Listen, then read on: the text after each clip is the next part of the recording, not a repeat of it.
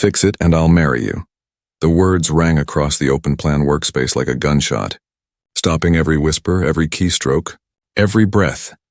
The woman who said it stood poised in the center of the room, Victoria Hale, CEO of Neuralink Systems, a company worth billions and a legend in her own right. Her tone carried amusement, superiority, and the kind of confidence that comes from always winning. Across from her stood Marcus Reed, the night security guard. His uniform was faded at the edges, his badge slightly bent, his hands calloused from work that rarely got noticed. Around them, 50 of the company's brightest engineers sat frozen, the glow of monitors casting pale light over their tired faces. They had been locked in a 36-hour hackathon, trying to repair the company's prized AI model before the global investor demo in 2 days.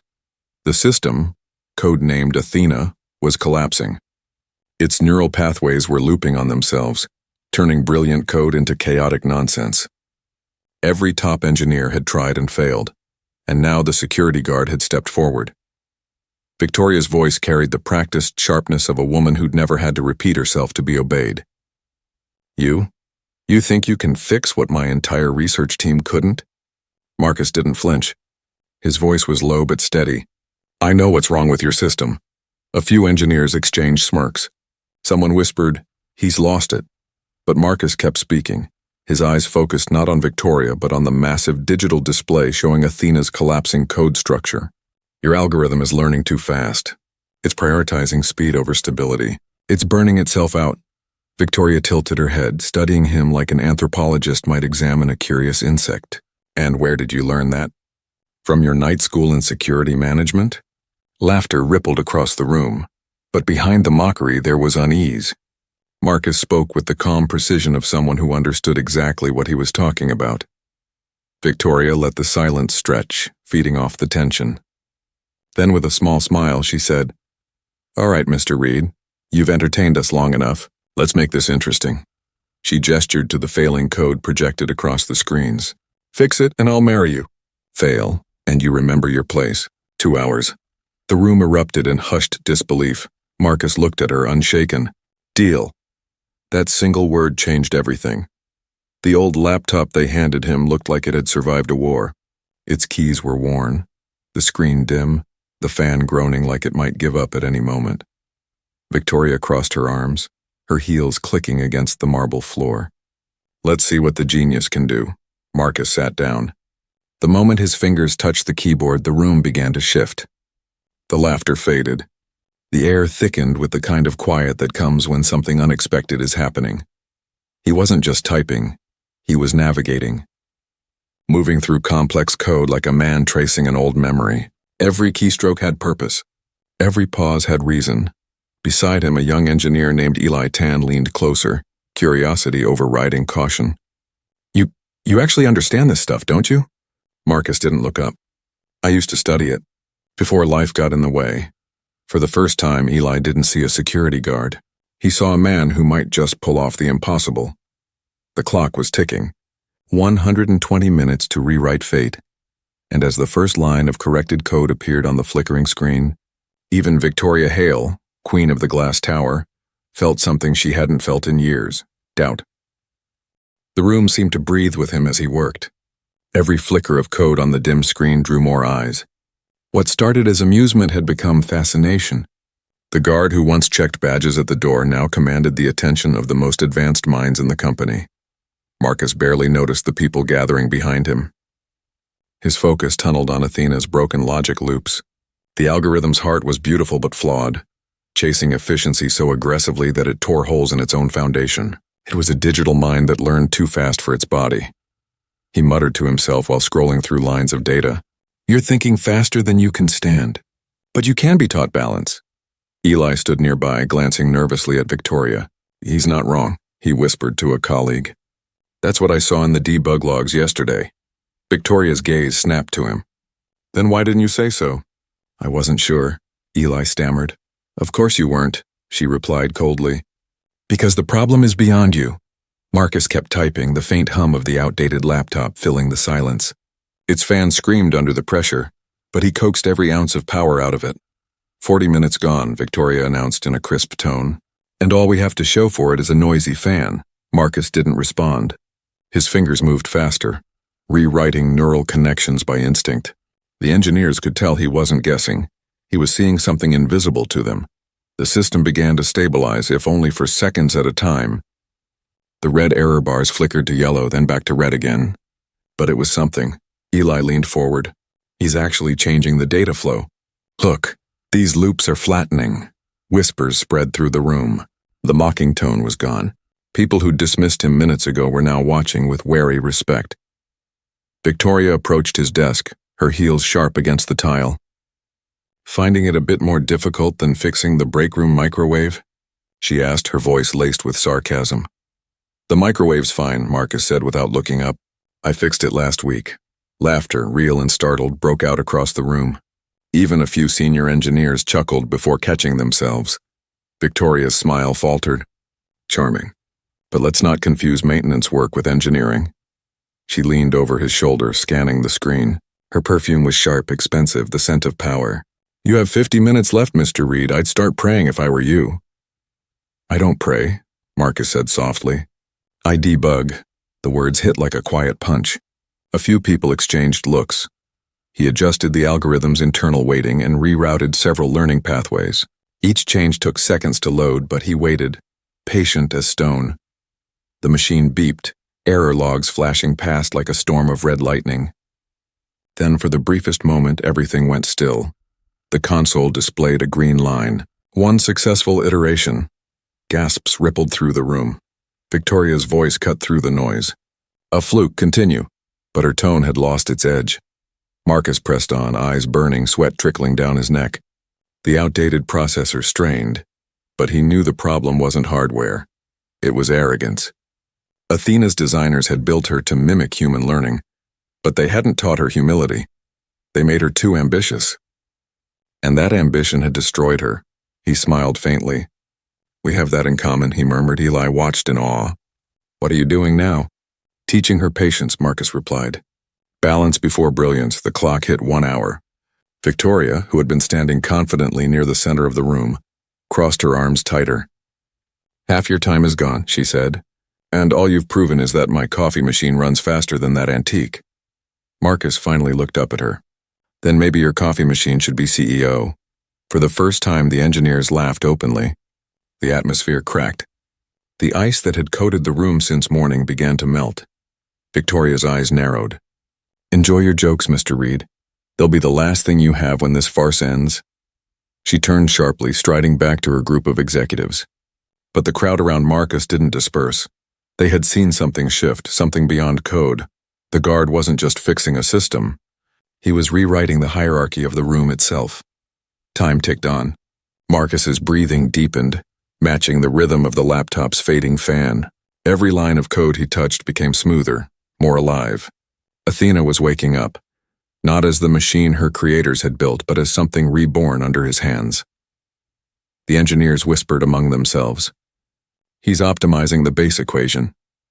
No one's ever tried that. He's stabilizing the recursive layers. Eli looked toward Victoria, who stood still as glass, her face unreadable. Marcus spoke without lifting his head. I'll need deeper access to the architecture. That's restricted, said the chief engineer, Daniel Ross, quietly. Then you'll never fix it, Marcus replied. Daniel hesitated. Then against every rule, he entered a password. The screen opened wider, revealing the core of Athena's mind. Lines of code so intricate they looked like woven silk. Marcus began to rewrite them. 60 minutes, Victoria said. Let's see if the legend of the security guard ends here. Marcus didn't answer. He was already too deep. He wasn't just fixing Athena anymore. He was rewriting his own story, one keystroke at a time. And with every passing second, the people watching realized something chilling. If this man succeeded, nothing about their world would stay the same. The air felt electric. The hum of the servers grew louder. The future itself seemed to be holding its breath. Marcus typed the final command of the sequence, eyes locked on the screen, and for a moment, just one, everything went completely silent. Then the lights flickered. The system's monitor turned from red to green, and for the first time in 24 hours, Athena didn't crash, she learned. The silence that followed wasn't peace. It was disbelief. Victoria's voice trembled as she said, "Run the diagnostics." Daniel did. And when the results appeared, his eyes widened. "It's stable," he whispered. "It's actually stable." The impossible had happened, and the man who made it happen was wearing a $10 uniform. Victoria swallowed hard. "That's not possible." Marcus stood slowly, his eyes calm, voice steady. "You said to fix it." He turned the laptop toward her. "I did." The crowd erupted into murmurs of shock and awe. But beneath it all, one question echoed in every mind. If a man who guards the door could do this, what else have they all been blind to? The answer would come soon, and it would shake the entire company to its core. The moment the word stable left Daniel's mouth, the room erupted. Engineers who had barely been able to keep their eyes open minutes earlier were now standing, talking over one another, drawn like moths to the glow of the screen. Victoria's face, however, didn't move. She blinked once, as if recalibrating her expression before it could betray surprise. She stepped closer, staring at the diagnostics, searching for a flaw that wasn't there. "Run the extended test," she ordered, voice cool again. "Let's make sure our miracle lasts longer than a minute." Marcus didn't object. He already knew what the results would show. While Daniel initiated the tests, the others watched in silence.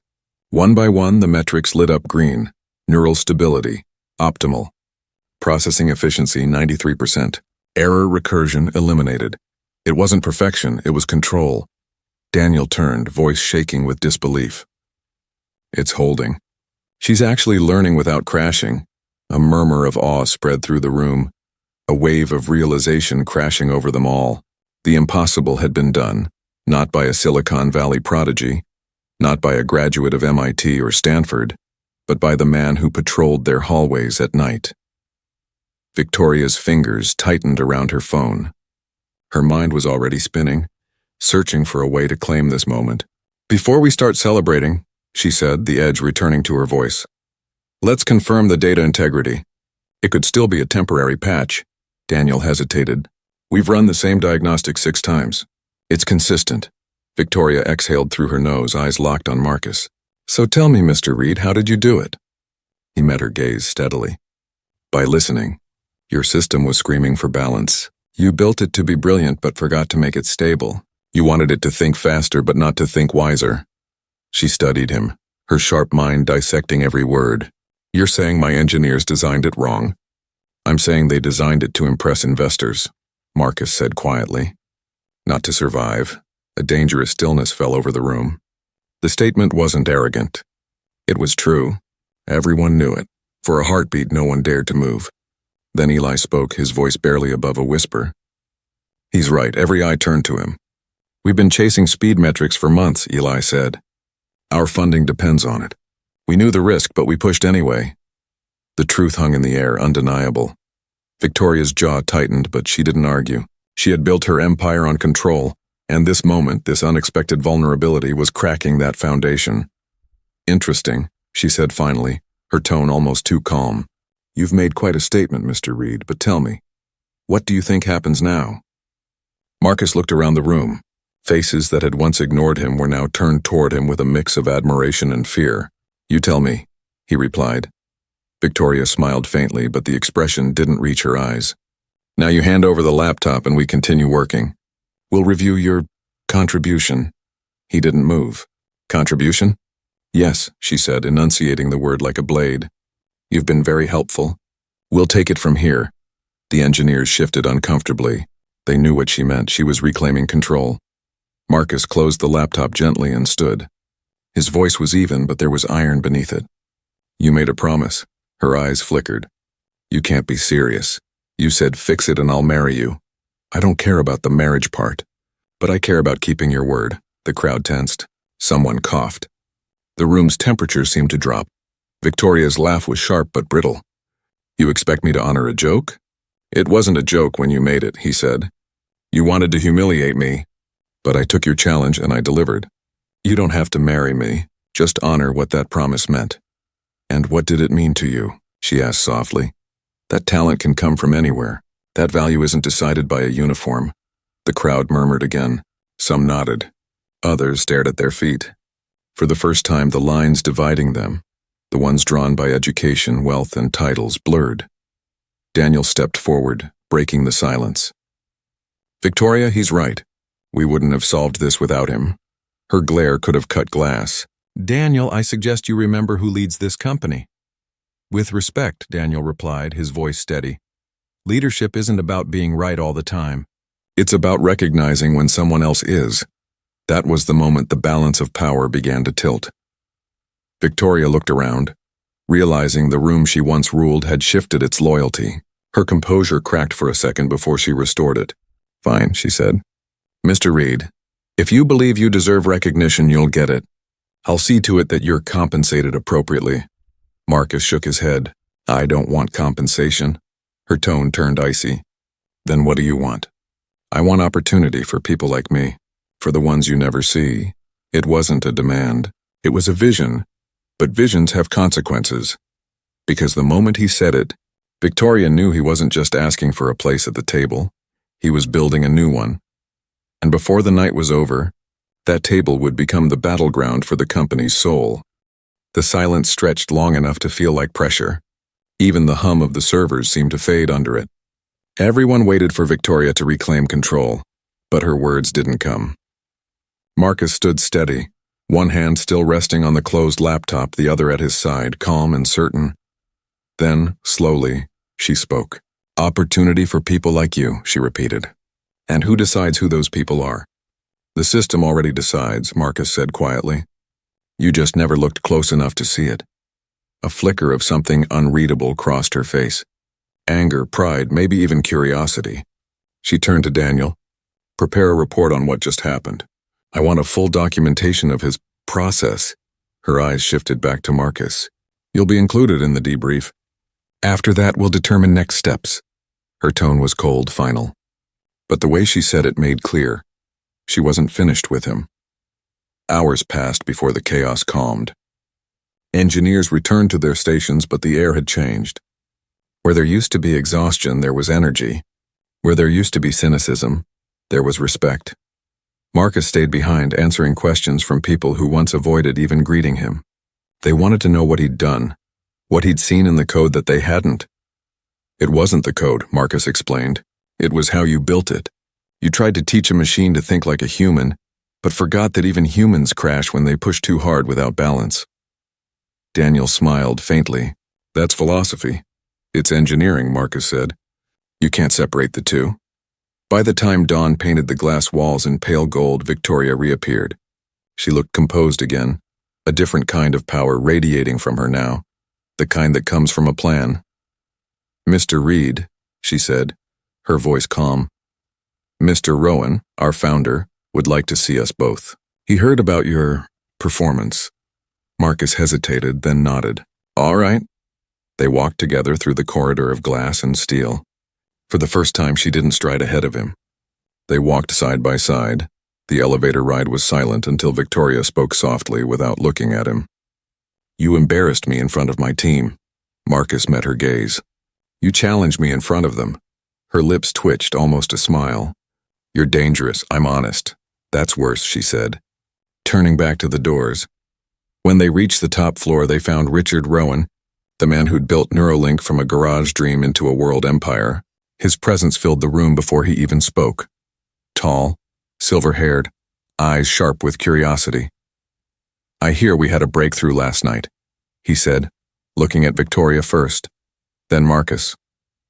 "And that our solution came from an unexpected source." Mr. Reed identified the flaw and implemented a functional correction, Victoria said, professional but stiff. It stabilized the system. Rowan's eyes studied Marcus with the precision of someone used to reading people faster than data. "Your security?" "For now," Marcus said. The older man smiled. "I like that answer." He turned to Victoria. "Walk me through it." For 20 minutes, Daniel and Marcus explained the error, the solution, and the logic behind it. Rowan listened, nodding slowly. When Marcus finished, the CEO stood silent for a long moment before saying, "You fixed what no one else could." "How long did it take?" 2 hours. "On the old testing laptop?" Marcus nodded. Rowan's smile widened, impressed. Do you know why I started this company, Mr. Reed? Marcus shook his head. Because I believed talent was humanity's last unfair advantage. Machines would replace labor, but brilliance? That's harder to automate. I wanted to find it, nurture it. And somehow we built walls around it instead. He looked at Victoria. You see it now, don't you? She didn't answer. Your company almost lost its edge, Rowan continued. Not because of failure, but because of blindness. You built filters so fine they blocked out the very kind of mind we need. Victoria inhaled slowly, her posture softening just slightly. Rowan turned back to Marcus. You were a computer science student, weren't you? Marcus nodded. Until I had to leave. My mother got sick. I couldn't pay tuition, Rowan sighed. The system failed you too. The room went quiet. The weight of that truth hung heavy in the air. Finally, Rowan said, You mentioned opportunity for others like you. What would that look like? Marcus hesitated, choosing his words carefully. A way for people to be seen. Not by resumes, not by degrees, but by what they can do. Tests that measure skill, not status. Apprenticeships that actually teach, not exploit. Rowan's eyes gleamed. And what would you call it? Marcus thought for a moment. The open path. Victoria's head turned slightly at the name. Something about it unsettled her, but she didn't speak. Rowan extended his hand. Then start designing it. You'll have my full support. The air shifted. Even Victoria blinked, momentarily losing her composure. You're serious? She asked. Completely, Rowan said. Mr. Reed just reminded us what we've forgotten, that brilliance isn't confined to a corner office. He looked between them both. You'll work together on this. The open path will be your joint initiative. Marcus nodded. I'll do it, Victoria forced a smile. Of course. We'll make it happen. As they left Rowan's office, the elevator doors closed, and the silence between them felt heavier than before. You think this makes you a hero? She said. I think it makes us accountable, Marcus replied. Her voice softened. You still don't understand the board? They don't invest in good intentions. They invest in return. Then I'll show them both, he said. For a long second she studied him, that same calculating intelligence now tinged with reluctant respect. You really believe you can change this industry? I already did, Marcus said. Last night, the elevator stopped. The doors slid open. Downstairs, the same engineers who once ignored him turned to look his way. Not as a guard, as something else. Someone who had broken the glass wall and stepped through. But change never comes without a price. And in the days to follow, Marcus Reed would learn that the higher you climb, the more fragile the ground becomes. 2 weeks later, the company's sleek headquarters looked different. Posters that once celebrated product launches now carried a new phrase. The Open Path Initiative. What had begun as a spontaneous idea in a tense meeting was now a corporate project. To the board, it was a potential PR victory. To Marcus, it was something else entirely, a promise. He started small. He asked for an empty corner office, a few volunteers, and access to internal training servers. From there, he built a prototype. A test that didn't ask for resumes, degrees, or job titles. It only measured skill. Anyone, janitor, technician, or intern, could log in, solve real engineering challenges, and be scored purely on ability. The first week, 3 employees signed up. By the second week, over 50. The numbers kept growing. Late at night, Marcus would walk through the same hallways he used to patrol as security, now filled with quiet typing and new hope. People who had once avoided him now greeted him with nods of respect. Victoria watched from a distance. Her signature appeared on every approval form, but her eyes revealed calculation. She admired Marcus's results but hated how much attention they brought. Each success reminded the board that she had missed what he saw. During a meeting with senior executives, one of the directors spoke first. Public interest is growing. Media outlets are asking about the open path. They're calling it a revolution in hiring. Victoria smiled politely. It's an experiment, nothing more. Let's not get ahead of ourselves. Then she added, Mr. Reed is doing commendable work, but innovation without structure quickly turns chaotic. We'll need oversight. A murmur of agreement spread around the table. When the meeting ended, Marcus found her waiting in the hallway. You're putting boundaries around something that's supposed to break them, he said. I'm protecting it from collapsing, she replied smoothly. You've stirred excitement, but excitement doesn't pay shareholders. You're protecting the system, not the idea. Victoria stepped closer. Do you think changing everything at once is sustainable? The industry doesn't like revolutions, Marcus. It likes control. Then maybe it's time someone stopped asking for permission to be brilliant. Her eyes lingered on him, measuring, calculating. Be careful, she said quietly. The higher you stand, the easier it is for people to see where to aim. For the first time, he caught a glimpse of something under her steel. Worry. Not for herself, but for him. By the end of the month, the first group of open path candidates was selected. Dozens of overlooked employees gathered in the main hall for orientation. Delivery drivers, night janitors, administrative clerks, and customer service reps. Every one of them wore the same badge now, trainee engineer. Marcus looked out at them from the podium, his voice steady. You're not here because of where you came from. You're here because you proved what you can do. The world outside measures people by titles. We're going to measure them by potential. The applause that followed filled the glass hallways and spilled into every corner of the building. But not everyone was clapping. In a separate boardroom, Victoria met privately with two executives. Reed's initiative is powerful, one of them said. Too powerful. He's becoming the face of the company. Investors love the story, but they're starting to wonder if he's leading more than just a program. And you? Victoria asked. I think you should remind everyone who built this empire. She didn't answer. Her expression stayed calm, but her knuckles whitened on the table. That night, she walked past the training lab where Marcus and his recruits were still working. They looked exhausted but alive, laughing between tests, solving problems that had baffled entire departments. The hum of their computers was like music. For a moment, she simply watched through the glass. There was something unsettling about it, something she couldn't quite name. It wasn't envy. It was recognition. He was doing what she had done once, proving the impossible. When Marcus noticed her reflection in the window, he turned, surprised. Couldn't sleep either. Just making sure the revolution doesn't burn the building down, she said dryly. He smiled. Then maybe you should help steer it. Careful what you invite me to, Mr. Reed. I'm not known for sharing control. Neither is change, he said. For a long moment their eyes met. Competitors, partners, opposites drawn to the same flame. Then she turned away, her heels echoing against the floor. The following week brought more attention than anyone expected. News outlets ran stories about Neuralink's transformation. Universities called, asking for collaboration. Competing companies started mimicking the model. And in every headline, one name stood out: Marcus Reed. He never asked for fame, but it found him anyway. That was when the resistance began. Subtle at first. Budget delays, missed approvals, meeting cancellations.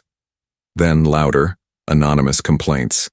About his unorthodox influence, whispers that he was politicizing innovation. One evening, Victoria appeared at his office door. They're moving against you, she said plainly. I figured, Marcus replied. They'll do what they always do, protect the system. And what will you do? Keep breaking what needs to be broken. She stared at him for a long time, then stepped inside. You know, she said softly, I used to think ambition was about winning.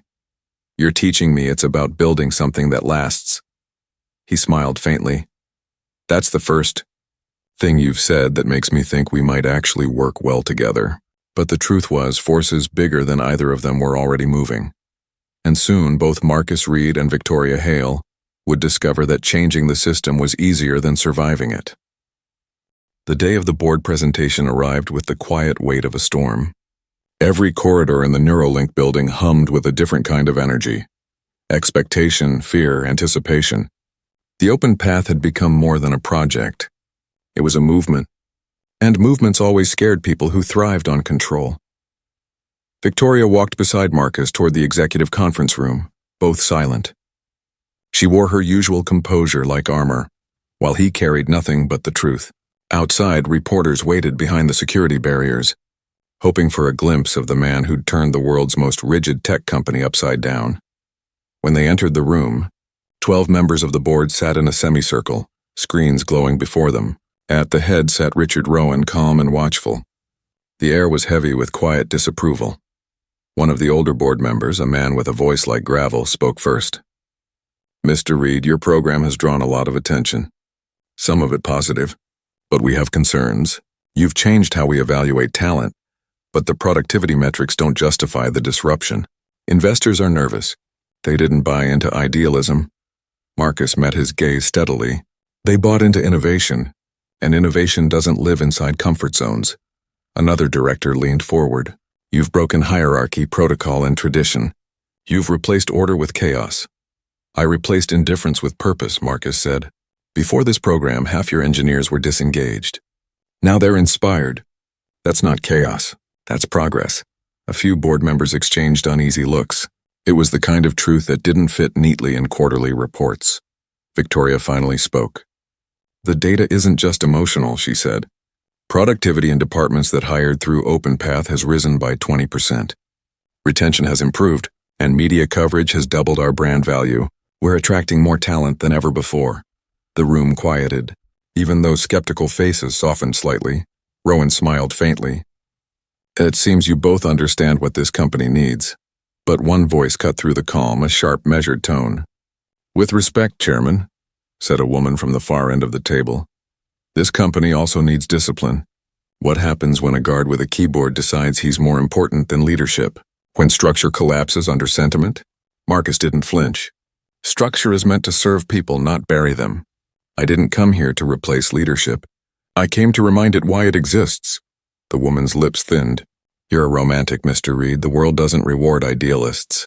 Rowan leaned back. "That's where you're wrong. Sometimes it does."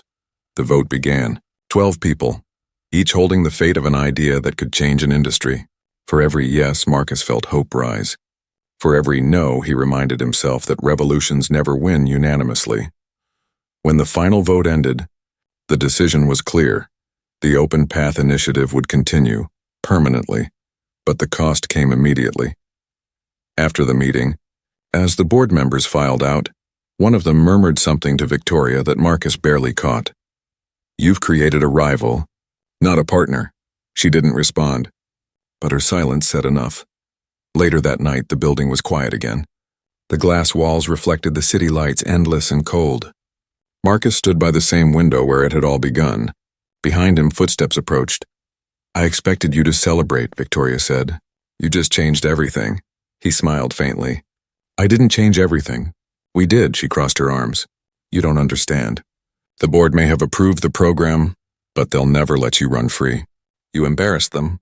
They'll tolerate you until they can box you in. Then I'll build outside the box," he said. Her expression softened, a flicker of admiration breaking through her restraint. "You remind me of who I was before I started caring more about control than change. You can still be that person." "Maybe," she said. "But people like us don't get to start over. We just learn to choose our battles." He looked at her for a long time. "Then choose this one."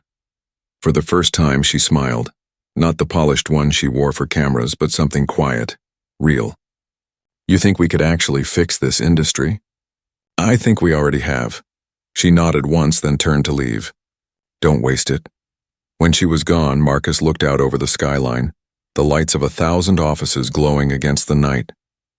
Somewhere out there were people like him, unseen, uninvited, waiting for a chance. 3 months later, Neuralink opened its doors to a new generation of recruits. Former janitors, retail clerks, mechanics, and night shift workers walked into rooms once reserved for those with degrees and titles. Among them was a young woman named Lila Torres, a single mother who had been working in the cafeteria. She had passed every one of the Open Path assessments. Marcus met her at the door. "Nervous?" he asked. "A little," she said. "But it's nice to finally be seen." He smiled. "That's what this place is for." When she walked into the lab, he felt something familiar in her determination, something he'd seen in his own reflection 2 years ago. Later that evening, Victoria joined him in the observation room. "The next generation," she said. "Think they'll do better than us?" "They already are. Marcus replied. She looked at him, almost amused. You never doubted this, did you? Not for a second. Down below, the trainees began their orientation. The hum of computers filled the air again, the same sound that had once echoed through the night when Marcus had fixed Athena. But now it carried something different. Hope. Victoria exhaled softly. You know, if you ever decide to build your own company, I'd invest. He turned toward her. Only if you'd work for me, she laughed quietly. I don't work for anyone. Then maybe we'll just build something together. For a moment, there was silence, the kind that doesn't separate people but binds them. Outside, the sky began to lighten, streaks of gold cutting through the city haze. Marcus looked at the sunrise and thought of the journey, the humiliation, the challenge, the triumph, and the change that followed. He had once been invisible. Now he was proof that brilliance could rise from anywhere, and as the first morning rays touched the glass tower of Neuralink, it didn't look like a monument to power anymore. It looked like a doorway to every unseen talent still waiting to be found.